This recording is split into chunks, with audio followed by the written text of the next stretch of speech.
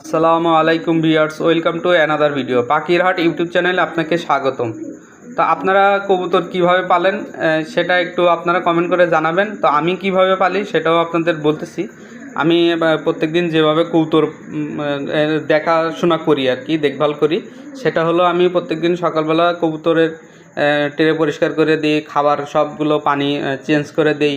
তো আমি খাবার পানি কিভাবে এগুলো দেই, এগুলো আমি মোটামুটি সব ভিডিওতে বলে থাকি। কারণ হলো আমি কবুতরকে সময় দিই। আপনারা কবুতরকে সময় দিবেন, মাশাআল্লাহ আপনার কবুতরও ভালো রেজাল্ট করবে। কবুতরের থেকে আপনি রেজাল্ট ভালো পেতে হলে আপনার তাকে সময় দিতে হবে। সময়টা হলো সবচেয়ে গুরুত্বপূর্ণ। যে হলো আপনি সময় দিবেন না, আপনি রেজাল্টও ওই রকম পাবেন না। কারণ হলো ওদের হলো দেখাশোনা করার জন্য অনেক কিছু আছে। আমি যেটা মানে আগে আমি এত সময় দেই নাই।